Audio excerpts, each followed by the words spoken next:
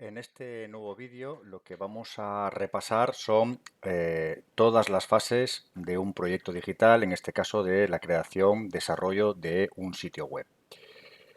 Eh, Suponemos que se trata de un sitio web corporativo de tan solo 4 secciones. Es un sitio web sencillo con 4 páginas, la de inicio, nosotros, servicios y contacto. Y en este caso, como va a ser una simulación, el proyecto de WordPress va a ser, pues bueno, una simulación de una web corporativa, del tema que se quiera. Entonces, pues bueno, el alumno va a asumir un doble papel. Por un lado, va a actuar como si fuera el cliente y por otro, va a actuar como el project manager de una agencia de marketing que va a gestionar el proyecto, ¿no? Como responsable del desarrollo web. Es evidente que el sitio web no se va a publicar en Internet, se está trabajando en modo local desde vuestros equipos y por este motivo, pues las últimas fases, la de lanzamiento, mantenimiento y seguimiento mejora, se van a realizar de una forma simulada, ¿de acuerdo? Que es lo que tenéis que plantear todas las cosas que se harían en estas 3 fases y plantearlo pues de una forma sencilla y bueno, y que se entienda.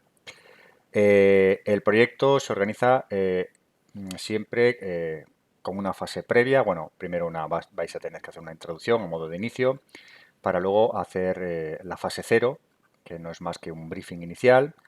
Y si en el briefing inicial pues hemos llegado a buen puerto, pues se comienzan a trabajar todas las fases del proyecto, ¿no? Que son las 7 fases que forman el ciclo de vida del proyecto.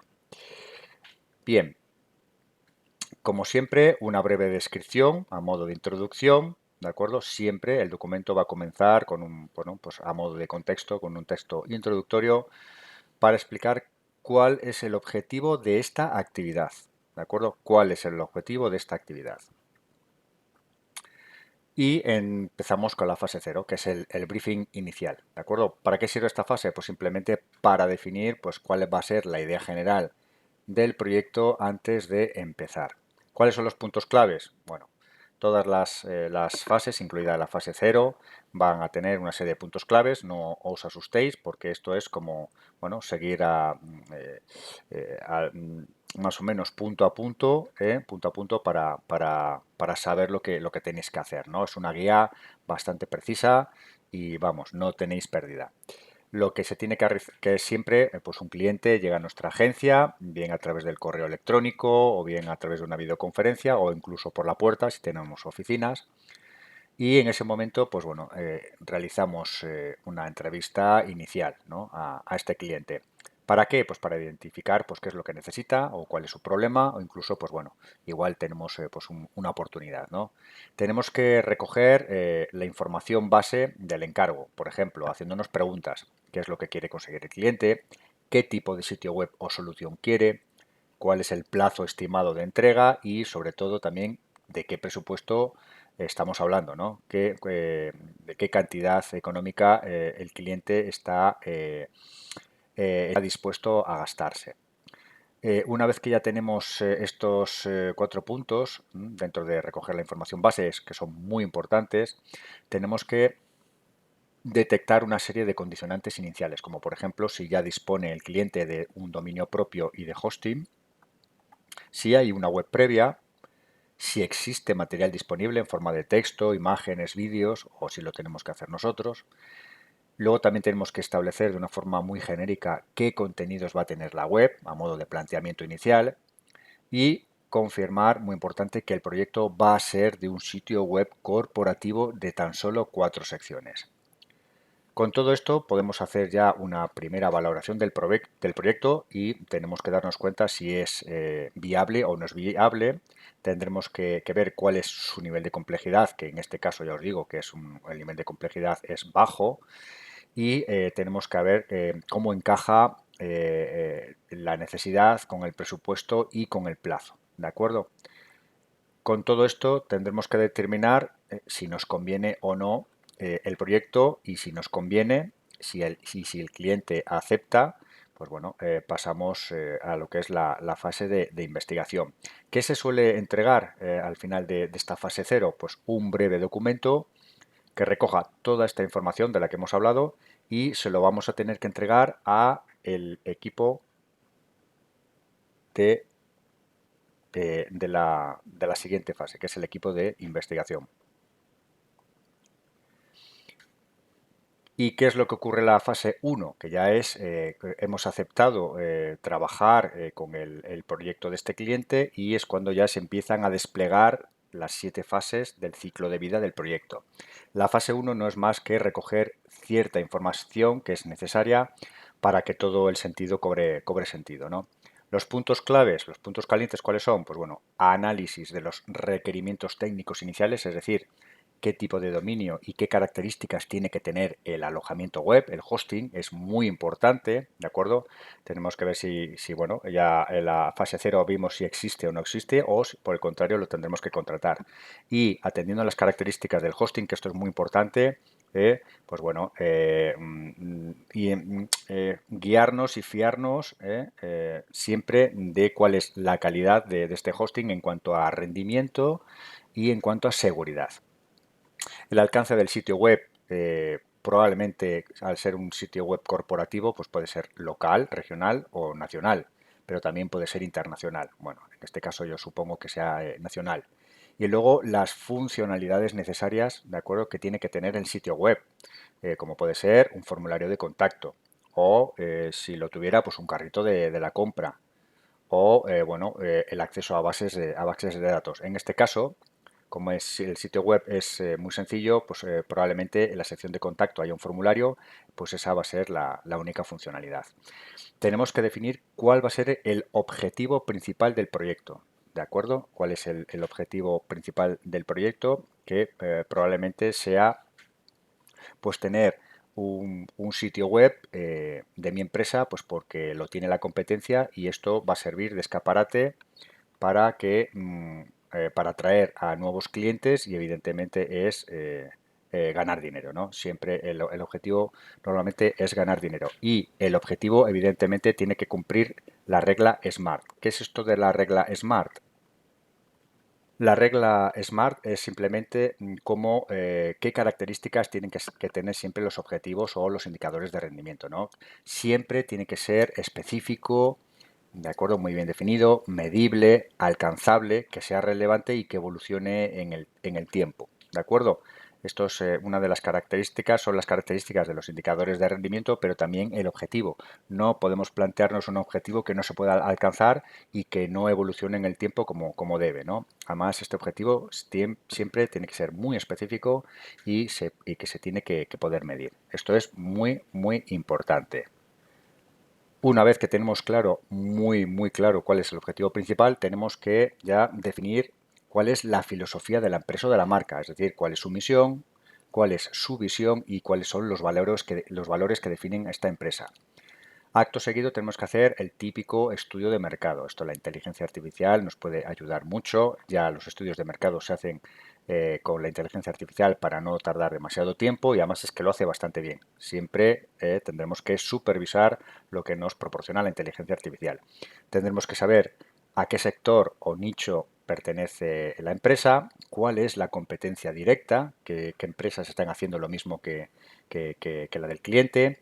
Y luego también tenemos que estudiar cuáles son las tendencias actuales para buscar posibles nuevas oportunidades. Después de este estudio de mercado, donde es muy importante saber cuál es la competencia, tenemos que investigar el público objetivo, el target, es decir, la segmentación básica de este público objetivo van a definir los típicos buyer persona, ¿no? Definen la edad, el sexo, el rango cultural también, desde de qué país puede ser, también su poder adquisitivo, y luego pues perfiles típicos de consumo. ¿Cómo pueden ser estos buyer persona? Pues aquí tenemos un ejemplo, ¿no? Imaginaros que tenemos una página web del Centro Oceanográfico de Santander. Es un centro que se dedica a la investigación pesquera y a la investigación marina. Y dos posibles buyer persona pueden ser el tipo estudiante o joven investigador y los centros educativos que están interesados en que, bueno, pues que ciertos investigadores vayan a los centros educativos para presentar sus trabajos y, bueno, motivar a las futuras generaciones, ¿no? Aquí siempre los buyer persona tenemos que decir quién es, los objetivos que busca, qué busca, por ejemplo, el Google y palabras claves, e incluso también puntos de dolor y hábitos de consumo, ¿de acuerdo? Esto forman siempre los típicos buyer persona. Bien, en este público objetivo tendremos que detectar cuáles son sus necesidades, adelantarnos a sus necesidades y cuáles son sus hábitos de consumo. Por ejemplo, estos hábitos de consumo podrían ser como estos. Compran online y en tiendas físicas o buscan autenticidad y exclusividad, se informan y compran a través de redes sociales, valoran los precios asequibles y compran por tendencias y temporadas. Pues bueno, estos son hábitos de consumo de los actuales consumidores. ¿De acuerdo? Además, sabemos que están perfectamente identificados como prosumidores, es decir, que producen y consumen contenidos. ¿De acuerdo? Son las nuevas generaciones y que gracias a las redes sociales pues también pueden producir contenidos, ¿de acuerdo? Entonces, pues bueno, estos hábitos de consumo también nos van a dar una idea de cómo tenemos que plantear siempre un sitio web, ¿de acuerdo? Y finalmente, definir la posible intención de búsqueda y las palabras claves principales. Recordad que bueno, esto tiene ahora ya menos relevancia gracias a las inteligencias artificiales, pero vamos a ver cómo os lo explico. Siempre cada página de mi sitio web, que en este caso van a ser 4 páginas, sus contenidos van a estar adaptados a una palabra clave principal y una o varias palabras claves secundarias. Esto está pensado para los motores de búsqueda tradicionales como Google y como Bing, ¿de acuerdo? Tenemos que buscar un buen posicionamiento en estos motores de búsqueda porque son los más relevantes a nivel mundial. Pero además de estas palabras claves, de esta estrategia basada en palabras claves, también tenemos que buscar nuevas estrategias, ¿de acuerdo? Para que las inteligencias artificiales encuentren nuestros contenidos y los ofrezcan a las preguntas de los usuarios, ¿de acuerdo? Entonces no solo son palabras claves, que sí hay que hacerlo, también hay otro tipo de técnicas para las inteligencias artificiales, como por ejemplo trocear, con la filosofía de chunking, ¿de acuerdo? Trocear los textos en forma de pregunta-respuesta, pregunta-respuesta, ¿de acuerdo?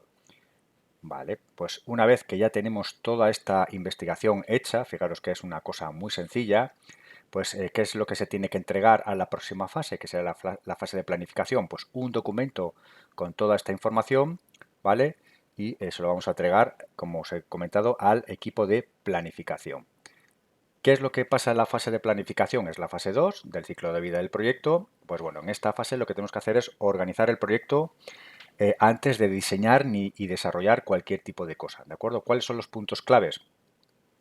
Lo que tenemos que definir siempre es la arquitectura de la información, ¿de acuerdo? Con el mapa del sitio, la jerarquía de las secciones, cuál es el menú de navegación y cuáles van a ser las funcionalidades por sección. En este caso solo vamos a tener una funcionalidad, si queréis podéis añadir más, pero en este caso va a ser solo la del formulario de la página de contacto. ¿Y qué es esto de la arquitectura de la información y el mapa del sitio? Pues esta sería la típica arquitectura web, ¿de acuerdo? ¿Y qué es? Pues la lógica de organización del sitio, ¿de acuerdo? Esa es la estructura de un sitio web. Es decir, cómo se agrupa la información, qué jerarquía tiene, qué etiquetas usa cada sección y cómo debería encontrarla el usuario. En una web de tipo corporativo tendremos 4 páginas, inicio, nosotros, servicios y contacto. Y en inicio tenemos que desplegar cuál es la propuesta de valor. Ya estamos hablando de las secciones servicios destacados, beneficios y un call to action, ¿de acuerdo? Para contactar. En la página de nosotros podemos tener 3 secciones: quiénes somos, misiones, misión y valores y el equipo que conforma nuestra empresa. Y luego en servicios podemos tener tantas secciones, bueno, podemos tener una sección principal donde se muestran varios servicios, servicio 1, 2 y 3, y luego otra llamada a la acción para solicitar información. Y la última página, la de contacto, ponemos pues bueno, el típico texto introductorio, un formulario, los datos de contacto, que pueden ser la dirección física, el teléfono y el correo electrónico, y la ubicación, ¿de acuerdo? Podemos incluso poner un Google Maps. Esto sería lo que es la arquitectura web. Y un mapa del sitio se hace a través de un fichero en formato XML que se llama sitemap.xml, que tenemos que colocar en el directorio raíz, en el mismo sitio en donde está nuestro documento index.html. ¿De acuerdo? Este mapa del sitio, este sitemap.xml, hay que enviárselo a Google Search Console, donde tendremos que estar registrados, una vez que la web ha sido subida al hosting que hemos contratado. En 48 horas Google lo que va a hacer es indexar todas las páginas de nuestro sitio web y las va a ir posicionando. Y como veis en la parte de la derecha no es más que cuál sería la estructura en código XML de este sitemap.xml para este sitio web corporativo, ¿de acuerdo? Como veis aquí, la página index, nosotros, servicios y contacto. Acordaros que index es la página de inicio.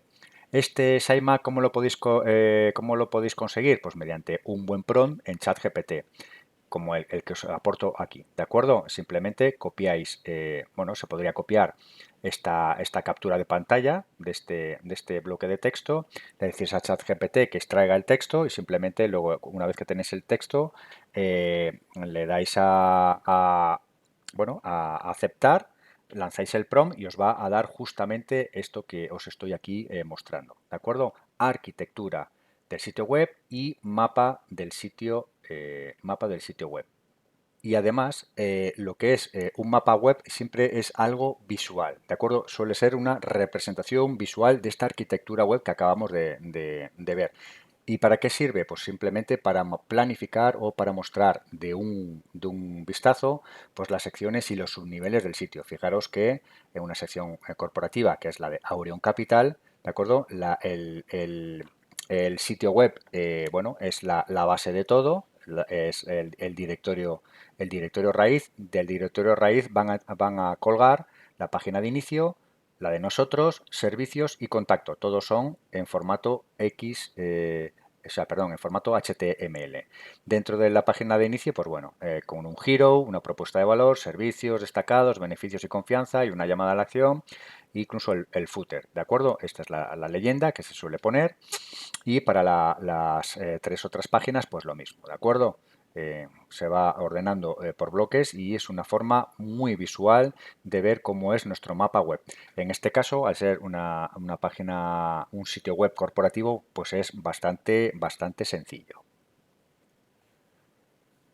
El segundo punto que tenemos que tener en cuenta es que tenemos que revisar los contenidos disponibles, contenidos que nos puede proporcionar el cliente o bien los tendremos que crear. Si los tenemos que crear, siempre bajo presupuesto, ¿de acuerdo? Eso tiene un coste extra y el cliente en todo momento lo tiene que saber.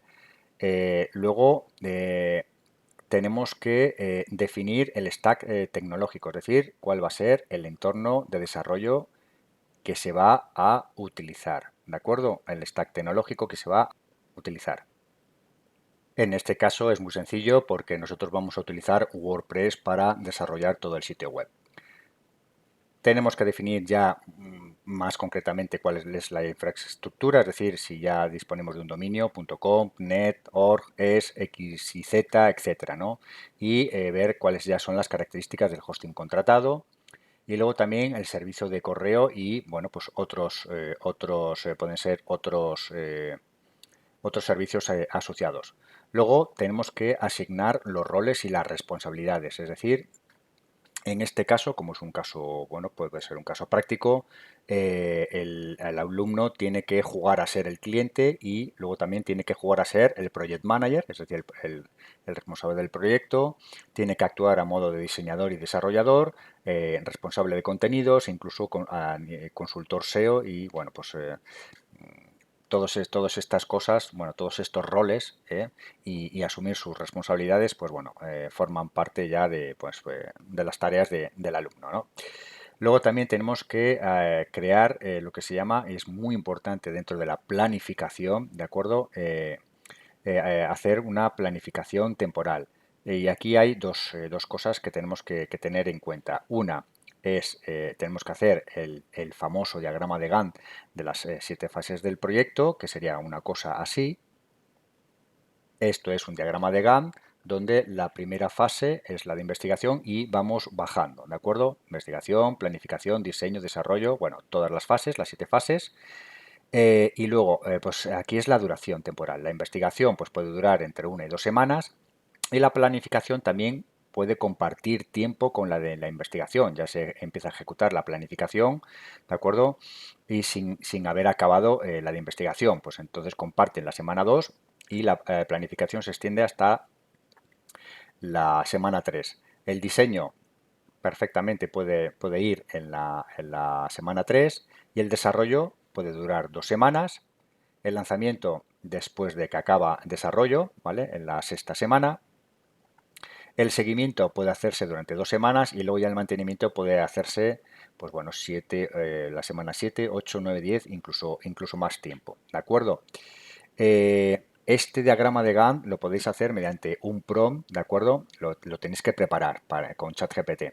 Entonces lo que tienes que hacer es, bueno, hazme una imagen que muestre un diagrama de Gantt con las siguientes características. Ponéis el título, el diagrama que muestre las 7 fases, ¿de acuerdo? Aquí mostráis una serie de especificaciones de cómo tiene que quedar la gráfica final. Entonces, toda esta instrucción lo meto en Gemini y lo que le digo es que genere un prompt, ¿vale? Para ChatGPT y este es el que genera, ¿de acuerdo? Entonces, este es el prompt que tendríais que poner y probar a ver si os sale una gráfica como la anterior. ¿De acuerdo? Es muy sencillo. Copiáis esta imagen en ChatGPT, le decís que extraiga el texto y simplemente es copiar y pegar y lanzar el prompt. Y os da un diagrama como el que acabamos de ver. En la planificación es muy importante tener un cronograma con los hitos más importantes en cada una de las fases y podrían ser claros ejemplos estos que os voy a dar. Esta es una tabla con los hitos destacados de las 7 fases, ¿de acuerdo? Están ordenados siempre pues, el tipo de hito, la fecha de entrega, porque todos los hitos tienen una fecha de entrega, la fase a la que corresponde ese hito y luego podemos poner detalles. Si lo queréis poner un poco más simplificado, lo podéis poner así, ¿de acuerdo? Por ejemplo, hito, fecha de entrega y fase. Por ejemplo, en la fase de investigación, uno de los hitos es tener definido el objetivo SMART del proyecto, ¿de acuerdo?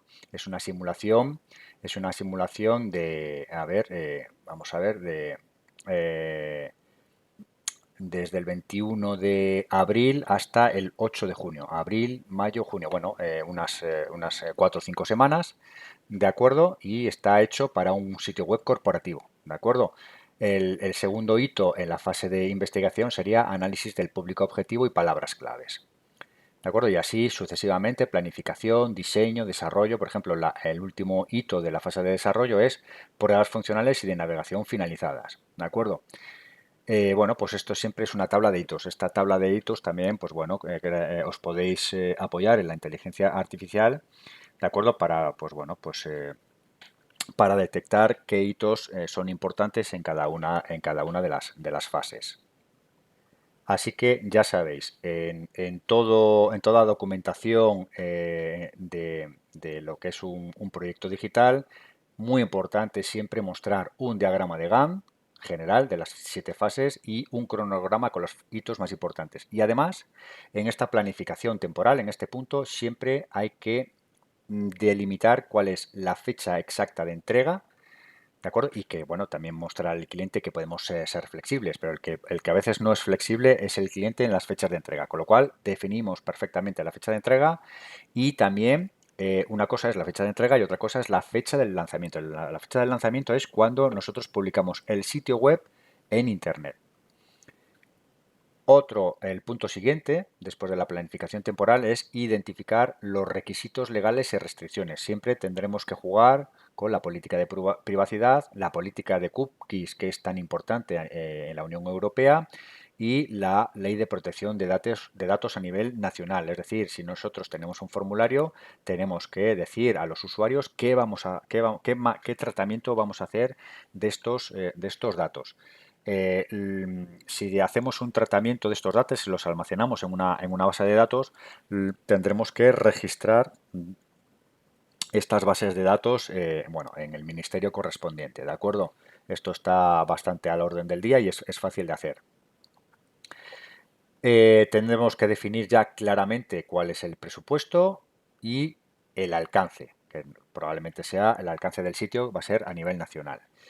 Y una vez que ya tengamos toda esta información, tendremos que formalizar la propuesta y el contrato, ¿vale? Todo que quede absolutamente firmado. Esto lo que tenéis que decir es, una vez que hemos hecho ya la planificación, formalizamos toda esta información, todas nuestras acciones, mm, con una propuesta ya ganadora, con la propuesta final para el cliente, y vamos a establecer un contrato para que todo quede perfectamente claro y delimitado y que no haya opción a las ambigüedades, ¿de acuerdo? Esto lo que va a hacer es que nos va a proteger frente a posibles desavenencias con el cliente a nivel judicial, ¿de acuerdo? Yo no. Oiga usted, si usted me denuncia, aquí tengo un contrato en el que decía esto, ¿de acuerdo? Y está firmado. Con lo cual, que no esto no lo que nos va a hacer es salvarnos de malentendidos, ¿de acuerdo? No vamos a dejarlo así por ciencia infusa, no, está todo por escrito y aquí la palabra escrita tiene su peso y es un peso que vale oro.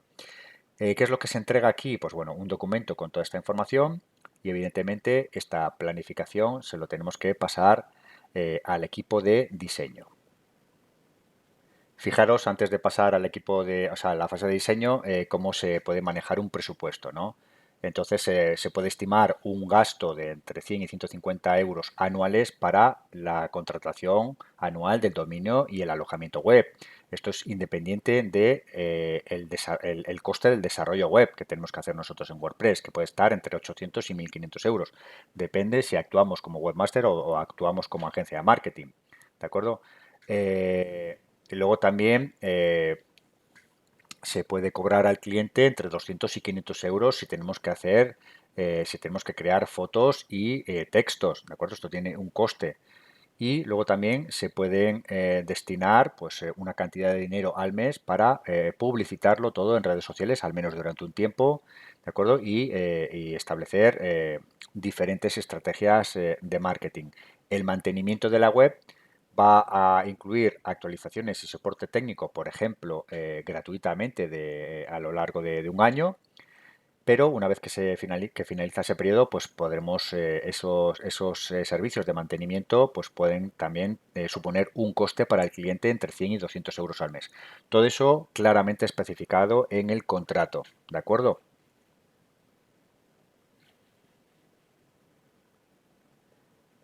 Y llegamos a la fase de diseño. Y en esta fase lo que se va es a definir cuál va a ser el aspecto visual del sitio web.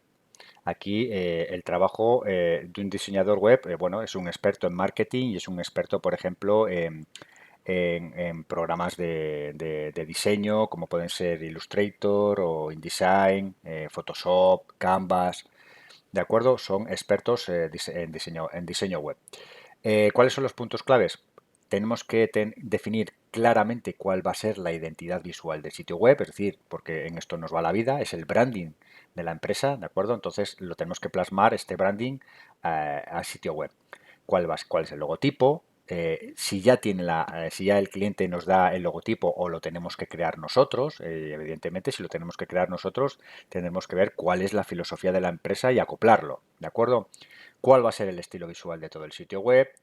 En ello va a formar parte cuál es la paleta de colores que tenemos que utilizar, que es muy dependiente del logotipo, y cuál es el par tipográfico que se va a utilizar.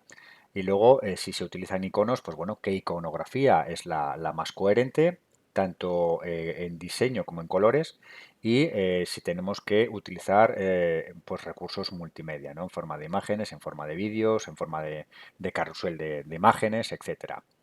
Luego también tenemos que definir los contenidos principales de cada página, ¿de acuerdo? Cada página puede contener un eslogan, un encabezado H1 y varios encabezados o descripciones H2. Muy bien estructurados los encabezados, ¿de acuerdo? Es como si fuera una revista o un libro, los capítulos de un libro, ¿de acuerdo? Todos los textos tienen que estar orientados a conversión y normalmente estos textos tenemos que hacerlos muy bien para que posicionen, es decir, aplicando técnicas de posicionamiento, técnicas SEO y técnicas también para las inteligencias artificiales, es decir, pregunta-respuesta, el chunking y además que sean párrafos muy cortos, ¿de acuerdo? No ladrillos de texto que nadie lee. La típica forma de presentar los contenidos principales de cada página pues puede ser, es muy sencilla. Aquí os muestro un par de ejemplos, ¿de acuerdo? Los elementos por página, por página, en este caso la de inicio y la de contacto, y es muy sencillo. A nivel de estructura, la de inicio siempre está formada por una cabecera en donde está el logo y el menú y la lupa, la típica lupa de buscar, y el pie de página, ¿vale? O el footer que puede contener el logo, un menú secundario y los datos de contacto, además de los típicos botones de redes sociales y el enlace hacia la política de privacidad y el uso de cookies. Y luego ya como parte del contenido, los bloques de contenido siempre puede contener al principio de todo y pegado a la cabecera, pues el típico giro con una buena imagen, donde vamos a meter el encabezado H1, que es el titular principal de cada una de las páginas, junto con un eslogan y una pequeña entradilla, ¿de acuerdo? Y luego, pues ya los bloques de contenido, como pueden ser soluciones de inversión, ¿de acuerdo? Párrafos de entrada y abajo tres cards con borde, icono, encabezados H2 y un pequeño párrafo. Otro bloque de contenido es por qué elegirnos con una imagen y tres características, que estas características es como la filosofía de la empresa o los valores de la empresa, un call to action con un botón que lleve a la página de contacto, por ejemplo, y luego pues posibles testimonios, ¿de acuerdo? Siempre tienen un encabezado H2, un pequeño párrafo, ¿de acuerdo? Y luego abajo, pues dos cards centradas con los testimonios de ciertos clientes, ¿de acuerdo? Con una foto circular para que dé una sensación de dinamismo. Y, por ejemplo, la página de contacto, la estructura va a ser lo mismo y a nivel de contenidos, pues podemos poner datos de contacto con una imagen, un H2, párrafo y datos de contacto, unas fax, ¿de acuerdo? Cuatro fax de tipo desplegable, las preguntas de los usuarios, las típicas preguntas de los usuarios, y luego ya, pues finalmente, pues un formulario de contacto muy sencillo con nombre, correo electrónico, asunto y mensaje y el botón de enviar. Pues estos serían los elementos que conforman la página de inicio y la página de contacto. ¿De acuerdo? Pues con el resto de páginas exactamente lo mismo. Luego, una vez que tenemos los contenidos principales, aunque ya os lo he comentado, es diseñar la estructura visual de cada página. Esto lo hace muy bien ya WordPress, lo hemos aprendido a hacerlo, cómo se arrastran ciertos bloques dados por Stackable, ¿de acuerdo? Hacia el body de cada una de las páginas, ¿no? Entonces, tenemos que ver qué distribución hacemos, que suele ser por bloques, siempre jugar con la jerarquía visual de los elementos para ir jugando con el camino del héroe, el camino que va a seguir el usuario a lo largo de nuestra página web, ¿de acuerdo? Ese recorrido, ese escáner que va haciendo el usuario, ¿de acuerdo? Y siempre tener al usuario enganchado, ¿no? Es muy importante la jerarquía visual y esto lo hace muy bien los bloques de Stackable. Eh, Muy importante dónde tenemos que ubicar las llamadas a la acción, ¿de acuerdo? No ni al principio ni al final, simplemente igual, pues por ejemplo, en medio de la sección de inicio, pues para de repente poner el foco en esa llamada a la acción y capturar la atención seguir capturando la atención del usuario, ¿de acuerdo?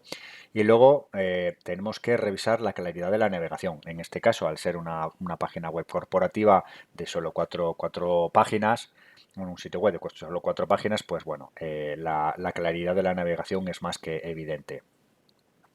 Luego tenemos, una vez que ya tenemos más o menos esto, tenemos que crear las propuestas visuales del sitio. Y esto pasa por hacer un boceto a mano alzada, cogiendo una hoja, un folio y cogiendo un lápiz. Podemos hacer un boceto típico, que es el wireframe, siempre sencillos y, bueno, en este caso, con tal de hacer el boceto de la página de inicio y de la página de contacto es más que suficiente para luego pasar a lo que es el mockup, que es ya un boceto más ya con colores y donde se muestra la tipografía y donde se muestra la paleta de colores, ¿de acuerdo? Siempre después del mockup se pasa a un prototipado, es decir, un prototipo es como el mockup, pero que es que puedes navegar a través de él como simulando el sitio web, ¿de acuerdo? Vamos a ver en qué consiste esto.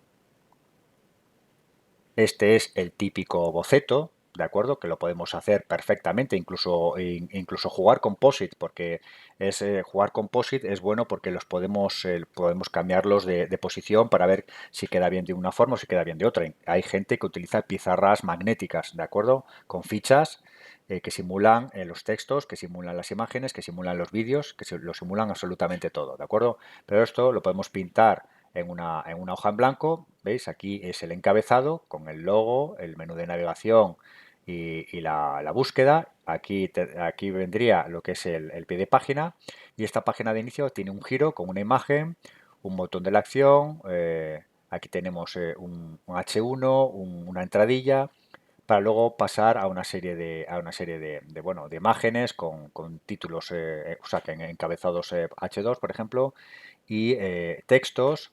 Luego aquí podría ir otro bloque de contenido donde en la parte de la izquierda hemos colocado un vídeo, esto sería un multimedia, y en la parte de la derecha serían 4 puntos con una serie de textos y una iconografía.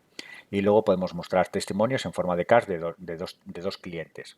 ¿De acuerdo? Este boceto, así de forma inicial, le podemos decir a cualquier inteligencia artificial que genere ya un boceto, un wireframe, algo más digitalizado, algo más formal y nos quedaría de esta forma.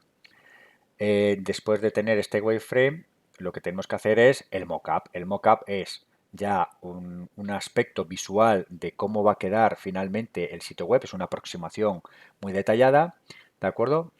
Aquí tendríamos ya que poner igual posiblemente un logo, pero bueno, ya vemos cómo es visualmente va a quedar, utilizando una paleta de colores y utilizando el par tipográfico, ¿de acuerdo? Luego, evidentemente, después de este mockup se pasaría a un prototipado que se puede hacer con PowerPoint, con Canvas o cualquier otro tipo de herramienta que conozcáis. ¿Y cómo quedaría este prototipado? Pues un prototipado sería una cosa como esta, ¿de acuerdo? Los contenidos se forma, bueno, con el mockup se pasa a, bueno, a algo que es navegable, ¿de acuerdo? Inicio, por ejemplo, de futures, demo, testimonios, facts. Esto sería un prototipado, ¿de acuerdo? Vamos a ver otro prototipado. Este es un prototipado mucho más estructurado, ¿de acuerdo? Inicio, bueno, es una única página, pero bueno, vemos cómo representa la navegación, ¿de acuerdo? Esto sería un prototipo para que el cliente enredara un poquito en él y a ver si le va gustando. Pero vamos, con tal de que hagáis un boceto de la página de inicio, la página de contacto y un mockup de estas dos páginas es más que suficiente. Bien, y finalmente lo que tenemos que hacer es presentar esta propuesta al cliente y recoger sus sensaciones, ¿no? Sus impresiones. Tenemos que el cliente, bueno, pues que haga de conejillo de indias para ver si la experiencia, si le gusta lo que vamos a diseñar. O sea, lo que hemos diseñado para luego desarrollar como sitio web. Aquí recogemos las impresiones del cliente, si le ha gustado todo, perfecto, todo esto se lo pasamos al equipo de desarrollo y si hay que hacer algunas modificaciones, se hacen. Pero ya teniendo un mockup y teniendo un prototipado, esto es mucho más sencillo, ¿de acuerdo? Al cliente yo creo que le va a encantar y si no, pues bueno, se hacen todas las mejoras que se tengan que hacer y además en poco espacio de tiempo. Entonces todo esto se lo pasamos al equipo de desarrollo. Vale. Bien, el equipo de desarrollo recoge el guante, es decir, recoge toda la información de diseño, se lo dan todo masticado, como tiene que ser la página web, los colores, la organización de los contenidos, y tan solo lo que tienen que hacer es plasmarlo en un sitio web absolutamente navegable. Entonces, ¿cuáles son los puntos claves del equipo de desarrollo web? Pues lo primero, instalar el entorno de desarrollo, ¿de acuerdo? La instalación de local WordPress, para trabajar con WordPress, el tema Blocksy y luego pues instalación y activación de ciertos plugins. Esto es lo que tenemos, ¿de acuerdo? Con el entorno de desarrollo instalado. Local WordPress, para ejecutar WordPress, instalamos el tema Blocksy y luego los plugins, entre ellos el Destacable. Otras herramientas que siempre se suelen utilizar a nivel de diseño es Photoshop, ChatGPT y un bloc de notas si queremos diseñar ciertos aspectos de código CSS o de código HTML dentro de nuestro WordPress. Hay más herramientas que dan apoyo a nivel de diseño, ¿de acuerdo? Y a nivel de desarrollo a WordPress. Una vez que tenemos todo esto, acordaros que todos los plugins que se instalan van a tener su tiempo de carga y entonces esto afecta al rendimiento general del sitio web. Acordaros que tiene que cargar en menos de 3 segundos. Y además los plugins que utilicéis, siempre, bueno, pues activarlos, desinstalar aquellos que no vais a utilizar porque se cargan, ¿vale? Tienen su peso y sobre todo acordaros que estos plugins tienen que ser de contrastada reputación, ¿de acuerdo? Se empieza con el desarrollo y la maquetación del sitio, es decir, se van a crear ya las 4 páginas del sitio web, se van a ir maquetando los contenidos a través de los bloques de Stackable, ¿vale? Textos, imágenes, enlaces. Eh, Luego también se van a implementar las funcionalidades pactadas, en este caso solo va a ser el formulario a través de un plugin, ¿vale? Contact Form 7 y vemos cuál va a ser, cuál es la configuración correcta de la navegación entre páginas, que en este caso esta configuración es absolutamente sencilla. Implementación técnica y seguridad básica. Tenemos siempre que comprobar que los enlaces funcionan bien, porque en nuestros textos hemos puesto enlaces que pueden ser internos y externos. Los enlaces internos, los links, ¿vale?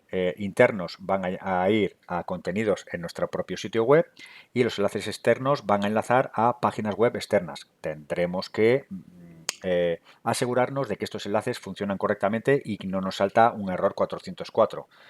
Cosa que a Google no le gusta absolutamente nada porque está ofreciendo una mala experiencia de usuario. ¿De acuerdo? Y siempre eh, verificar que los enlaces funcionen bien, revisar que el formulario de contacto está bien configurado, ¿de acuerdo? Está bien configurado. Siempre las cajas de texto de los formularios que sean obligatorias, por ejemplo, y bueno, pues que haya una verificación antes de lanzarlo, ¿no? También tenemos que verificar que que las 4 páginas del sitio cargan correctamente, que no hay ningún problema. Y lo típico, corregir siempre pequeños fallos básicos que puedan detectarse durante el montaje. Pero bueno. Y luego se establece el típico control de calidad. Hay que revisar que los contenidos estén completos, estén bien desarrollados, bien colocados, sin faltas de ortografía, ¿de acuerdo? Que sean coherentes. Comprobar que la navegación entre páginas sea clara y funcione bien es otra, ya lo hemos hecho a lo largo de la fase de desarrollo, pero en el control de calidad exige nuevamente revisar esto. Revisar que la web se vea correctamente tanto en un ordenador como en un móvil y que carga menos de 3 segundos y además también, pues bueno, si queréis mirarlo en diferentes navegadores, pues mejor. Y hacer una comprobación final general antes de la entrega. Esto siempre se suele hacer. Bueno, la típica comprobación final que estás de los nervios porque si lo quieres presentar al cliente, pues siempre hay una comprobación final. ¿Qué es lo que se entrega? Pues una versión beta absolutamente funcional, lista para que el cliente la valide. ¿Que el cliente la valida? Pues es que pasamos a la siguiente fase que sería la fase de lanzamiento.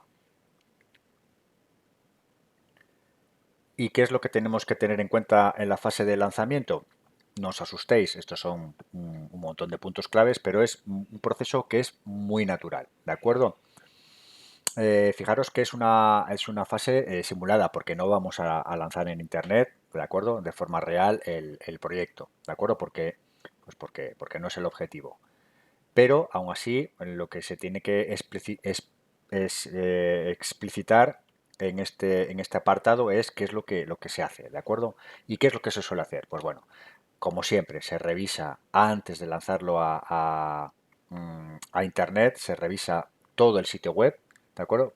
Comprobar que todo funciona correctamente y que todo se visualiza de forma correcta, tanto en ordenadores como en móviles. Hacemos una simulación de que se lo entregamos, de que se lo dejamos ver al cliente, de que juegue y que navegue a través del sitio web. El cliente está contento, entonces lo que hacemos, bueno, pues anotamos todas las sensaciones del cliente porque es una experiencia de usuario, ¿de acuerdo? Y bueno, pues acto seguido lo que hacemos es cerrar la parte administrativa del proyecto, es decir, el cliente ya está satisfecho con el desarrollo final, lo que tiene que hacer es realizar el pago final del 100% de lo presupuestado y además que está establecido en el acuerdo, ¿de acuerdo? Entonces, a partir de este momento, el sitio web ya deja de ser de nuestra propiedad y pasa a ser propiedad del cliente. Aquí se tiene que explicar cómo sería la publicación real del sitio web, es decir, tendríamos que subir todos los ficheros HTML, todas las imágenes, ¿de acuerdo? Todos los ficheros JavaScript, todos los ficheros CSS, o simplemente hacer una migración de nuestro WordPress de forma local al WordPress que está en Internet, que está ya instalado en el hosting, ¿de acuerdo? Y entonces, pues bueno, lo subiríamos absolutamente todo y conectaríamos el hosting con el dominio, ¿de acuerdo? Es una cosa que se tiene que hacer siempre. Siempre lo tenéis que especificar. Se conecta el hosting con el dominio, ¿de acuerdo? Por ejemplo, aureoncapital.com, ¿de acuerdo? Conectamos aureoncapital.com con el alojamiento web. Y una vez que ya está conectado, pues hacemos la típica prueba de navegación. Comprobamos que la web funciona correctamente online, porque hay muchas veces que detectamos sorpresas. En el mundo online hay cosas que, bueno, pues que por una cosa u otra a veces no funcionan, especialmente las funcionalidades o alguna funcionalidad de algún plugin, ¿de acuerdo? Entonces tendremos que asegurarnos que todo funciona correctamente en el mundo online.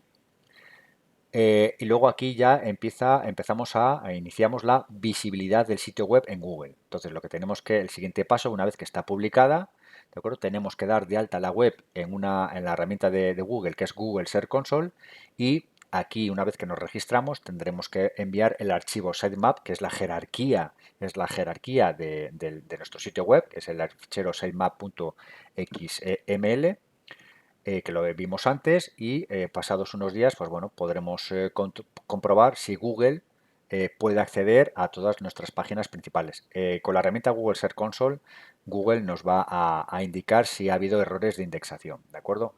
Y luego, aquí en este apartado tendríamos que explicar que, bueno, que la indexación tarda entre 24, puede tardar entre 24 y 48 horas y una vez que Google ya ha indexado, ¿de acuerdo?, en su índice todas las páginas de nuestro sitio web, pues tendríamos que ver cuál es el posicionamiento. Eso sería otro paso, ¿de acuerdo?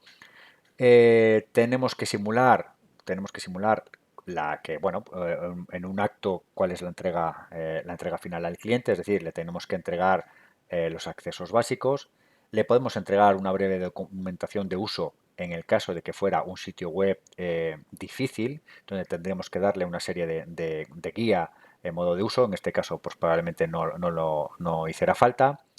Y también en el siguiente punto podríamos explicarle de una forma sencilla cómo se gestiona su web. Por ejemplo, imaginaros que este sitio web es de un e-commerce donde tiene que gestionar a través de bases de datos su stock de productos y los usuarios registrados. Pues tendremos que, de forma sencilla, le tendremos que explicar en un pequeño manual cómo gestionar estas cuestiones, ¿no? Luego también le podemos indicar, en esta fase de lanzamiento se suele indicar a pequeñas acciones básicas de promoción de forma paralela a la publicación del sitio web, ¿de acuerdo? Podemos anunciar la nueva web en las redes sociales que tiene el cliente de su empresa igual no tiene, igual hay que plantearle al cliente pues que puede tener una o dos redes sociales para empezar, para promocionar su página web y sus productos, ¿de acuerdo? Eh, comunicar, podemos comunicar que el sitio web ha sido publicado a clientes y contactos y a familiares y amigos y apoyar pues, el lanzamiento del sitio web también con acciones promocionales sencillas en forma de descuentos, ¿de acuerdo? O incluso podríamos hacer actos sociales de forma presencial, ¿vale? Para presentar pues, nuestra empresa en el mundo online, ¿no? Y una vez que ya tenemos estas típicas acciones básicas de promoción, que esto está aparte del presupuesto, ¿de acuerdo? Aparte del presupuesto, que el cliente puede esperar un tiempo a ver cómo va la página web o puede hacerlo de forma paralela. Pues bueno, el último paso sería realizar una comprobación final tras el lanzamiento simulado. ¿Qué se suele hacer? Revisar que la web carga correctamente, el rendimiento de la web es perfecto, menos de 3 segundos. Tenemos que comprobar de nuevo todos los enlaces, tenemos que comprobar la funcionalidad del formulario y comentar pues, que en un caso real se haría seguimiento de la visibilidad en los buscadores y de las visitas recibidas, ¿de acuerdo? Aquí es el posicionamiento a nivel SEO. De acuerdo, esto ya es un trabajo que también queda aparte del presupuesto. Esto ya, lo de el seguimiento del posicionamiento, esto es otro proyecto digital en sí, ¿de acuerdo? ¿Qué se entrega la fase de lanzamiento? Pues una simulación. Lo que se tiene que entregar es, bueno, pues una simulación del proceso de lanzamiento y validación final. Una vez que la fase de lanzamiento, bueno, es bastante sencillo, ¿de acuerdo? La fase de lanzamiento, vamos a la fase de mantenimiento, ¿de acuerdo? Acordaros que el mantenimiento lo podemos meter en el contrato del cliente, pues que sea gratuito durante un año. Pasado ese plazo, se firma un nuevo contrato, ¿de acuerdo? De que hay que pagar por ese mantenimiento. Eh, esta fase también se plantea de forma simulada, ¿vale? Y el objetivo es que aquí el alumno entienda pues, qué tareas habría que realizar una vez entregada la web. Lo primero que tenemos que hacer es mantener actualizada siempre la plataforma tecnológica, es decir, tener siempre actualizado WordPress, el tema que se ha usado, que es Blocksy, y todos los plugins utilizados. Y comprobar que todo siga funcionando bien después de cada actualización, porque a veces la actualización es tan potente en algún plugin que, bueno, pues no funciona como en principio estaba pronosticado, ¿de acuerdo? Las cosas, los plugins a nivel tecnológico también evolucionan y hay cosas que dejan de funcionar y readaptar pues todo lo que es el código.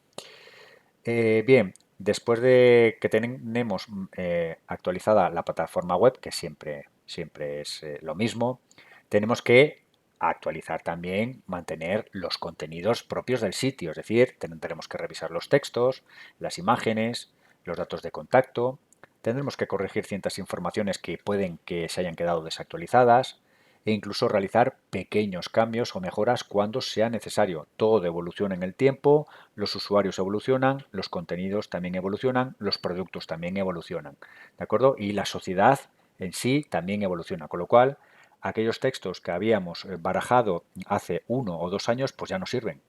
Esos productos ya no sirven, esas imágenes ya no sirven, incluso se ha podido mudar fiscalmente nuestra empresa y los datos de contacto tampoco sirven. ¿De acuerdo? Entonces, siempre mantener actualizados los contenidos del sitio web.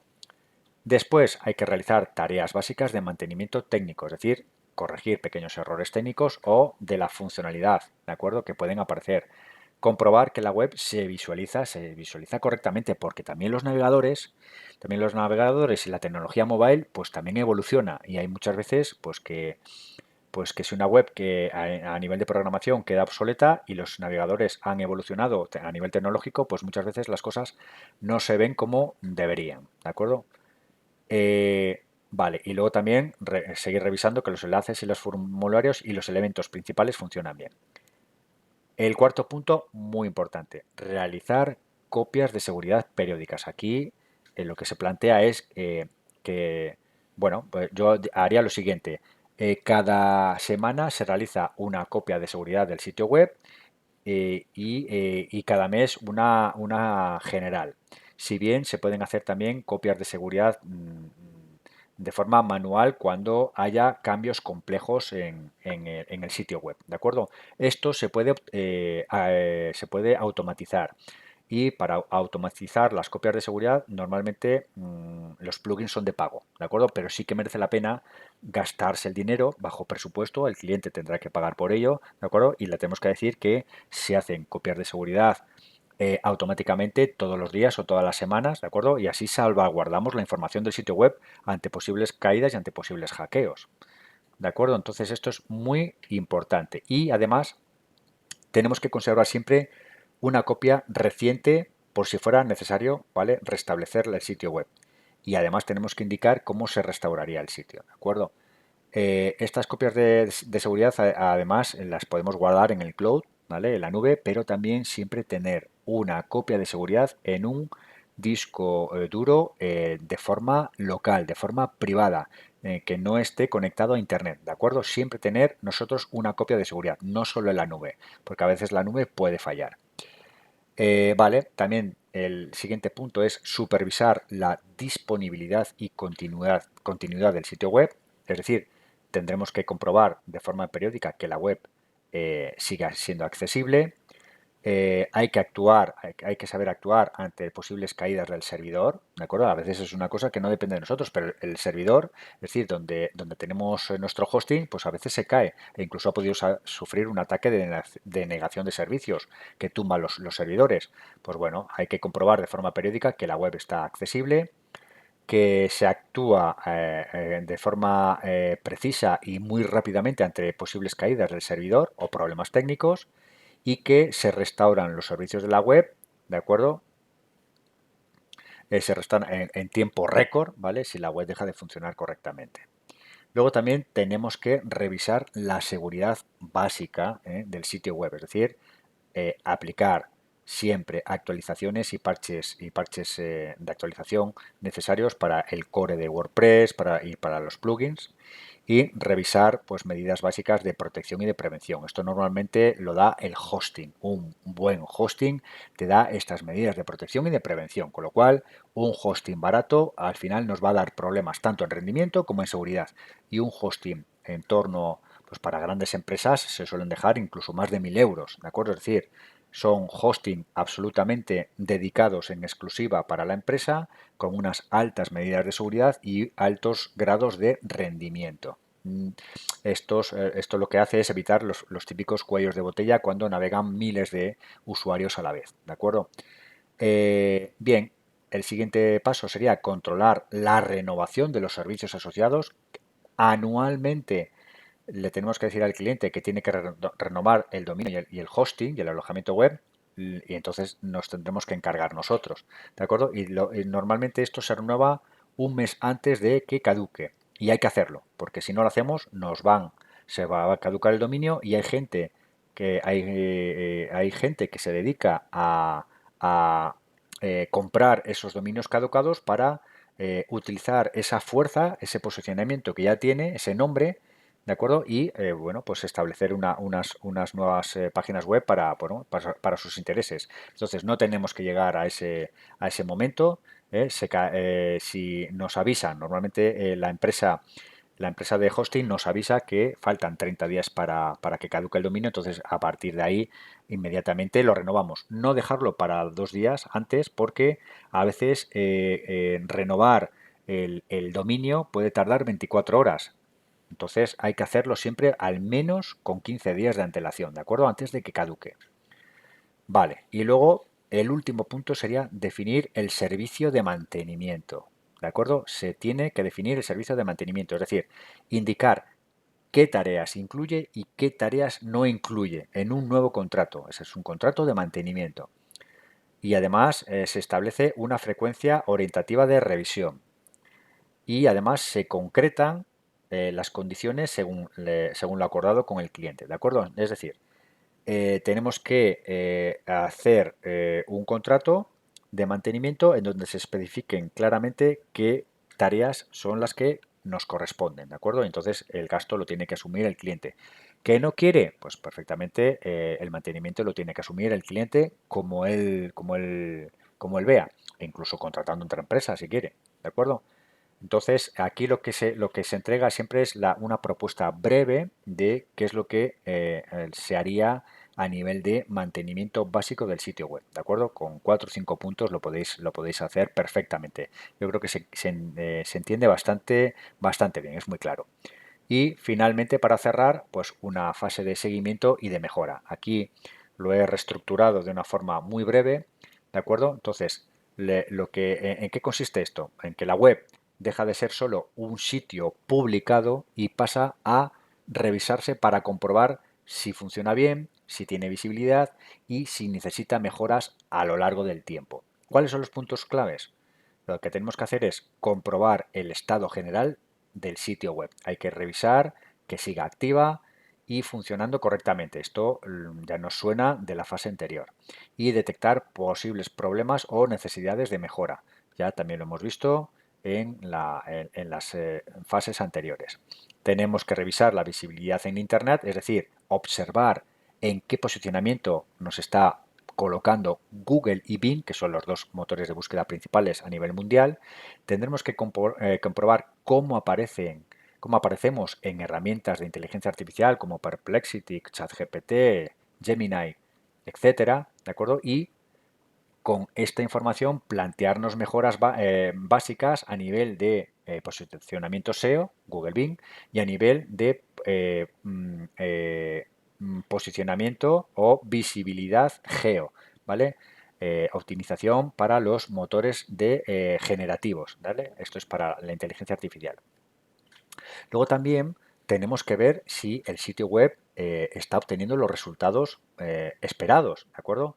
Tendremos que revisar esos indicadores básicos de rendimiento, como pueden ser el número de visitas, el número de clics, el número de conversiones, el número de usuarios, el número de sesiones, y valorar si la web está ayudando a captar el interés de los clientes o no. Que estos indicadores de rendimiento no nos funcionan, pues los podemos modificar, los podemos cambiar, ¿de acuerdo? Los indicadores de rendimiento, los KPIs, tienen que estar siempre vivos, activos, ¿de acuerdo? Y nos tienen que dar siempre una valoración de cómo está el estado actual del sitio web, cómo está funcionando. Esto lo hace muy bien Google Analytics, ¿vale? En su versión 4, Google Analytics 4. También en Google Search Console tiene muchos parámetros como el número de clics, el número de visitas o el número de páginas, el número de páginas vistas o la página más visitada o las consultas que han utilizado los usuarios para encontrar nuestro sitio web, ¿de acuerdo? Esto también nos lo puede dar estos KPIs Google Search Console. En la fase de mejora podremos mejorar, pues como siempre, los contenidos e incluso el diseño y el funcionamiento.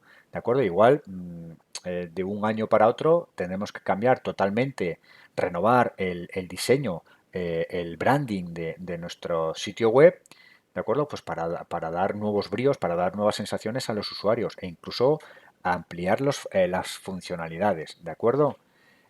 Por ejemplo, también pasa, o si no queremos cambiar todo el diseño, pues igual añadir nuevos contenidos significa añadir nuevas secciones, es decir, añadir una nueva sección al menú de navegación, ¿de acuerdo? Y el último punto es tomar decisiones de mejora continuas. Siempre tendremos que estar alerta de nuevas oportunidades y detectarlas. Podremos proponer cambios útiles para seguir evolucionando con nuestro sitio web. La web tiene que estar también viva y plantear acciones de promoción y comunicación en redes sociales, si no lo estamos haciendo ya. ¿De acuerdo? Si lo estamos haciendo ya, pues tendremos que ver si estamos consiguiendo esos resultados esperados en las redes sociales. Y esto es muy fácil de medir, ¿de acuerdo?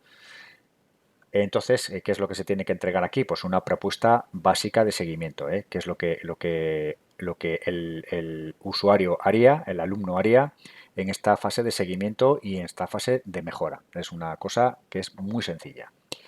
Bueno, pues yo creo que hasta aquí hemos llegado. Hemos visto desde el briefing, desde que el cliente entra por la puerta y nos solicita, bueno, pues que le hagamos un sitio web, ¿vale? Un sitio web corporativo muy sencillo.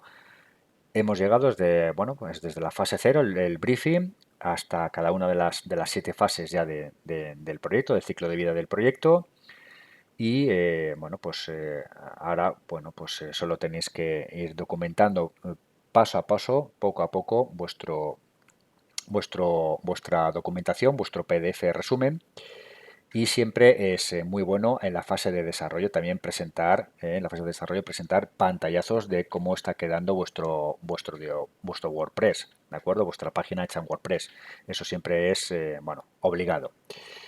Bueno, pues damos por finalizado este vídeo. Espero que os haya resultado de interés, que os haya aportado valor y, bueno, pues un buen like se agradece. Saludos y hasta el próximo vídeo. Adiós.